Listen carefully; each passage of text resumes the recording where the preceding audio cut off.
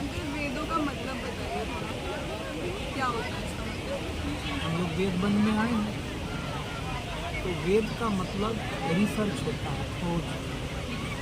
सृष्टि कैसे बनी, अग्नि कैसे बनी, वायु कैसे बना, धरती कैसे बनी, नहीं, जल कैसे बना, फिर जीव कैसे बने, वनस्पति कैसे बना, फिर मानव कैसे बना। इसका जो रिसर्च है वही वेद में छुपा है। खोज किसने किया? तो हमारे ऋषियों ने किया, हमारे ही जैसे थे, तो उन्होंने पता लगाया सृष्टि कैसे ऋषि कैसे बने?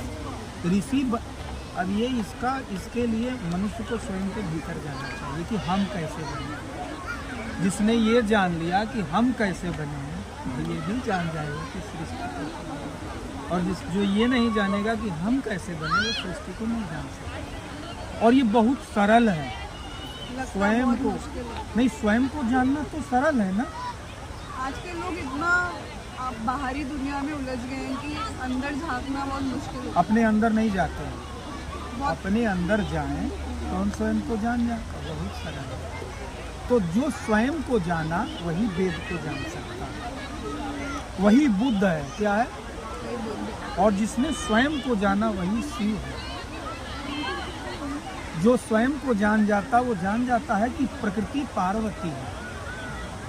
प्रकृति जो है वो पार्वती है, स्वयं को जिसने जाना। इसलिए हर युवा को स्वयं को जानना चाहिए, और जो स्वयं को जाना वो स्वयं का स्वामी होता है। स्वयं को कैसे जाना? स्वयं को जानने के लिए अपने भीतर जहाँ हम हैं, हमको अपने अंदर अपने को ढूंढना चाहिए कि हम स्वयं के शरीर में कहाँ हैं। और ये हम कैसे कर सकते हैं?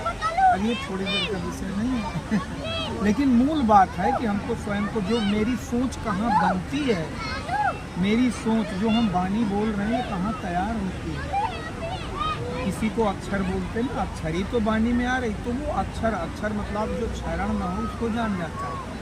तो हमें आत्मचिंतन करना चाहिए या मेडिटेशन करनी चाहिए? इसी को मेडिटेशन बोलते हैं।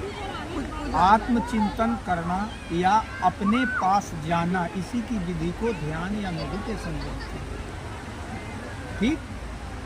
अब हम कैसे जाने, ये विधि अलग अलग है, लेकिन हमारे पास बहुत सरल विधि है।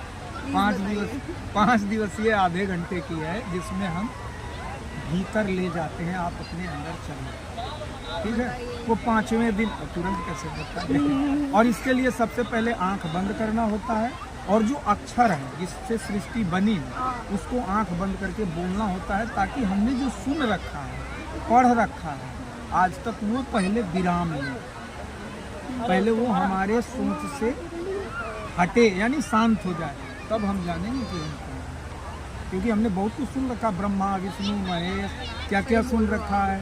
कोई कहता है भगवान है नहीं, कोई कहता है सृष्टि बनाने वाला है, कोई कहता है नहीं है। लेकिन इसको जानने के लिए स्वयं को जानना पड़ेगा, और स्वयं को जानना बिल्कुल सरल है। मैं डिम डिम घोष करके कहता हूँ कि मेरे पास विश्व की सबसे सरल विधि है, और मैं इसको फैलाऊंगा, कोई रोक नहीं सकता। मैं गृहस्थ हूँ। एक समाज में ये बात आ गई है कि कोई गृहस्थ नहीं जान सकता, ये गलत है। ये तो मैं भी मानती हूँ। और एक गृहस्थ जाने और फिर विवाह करे, हाँ, वो फिर उसके संतान होंगे, वो तो दिव्य होंगे, राम जैसे लोग।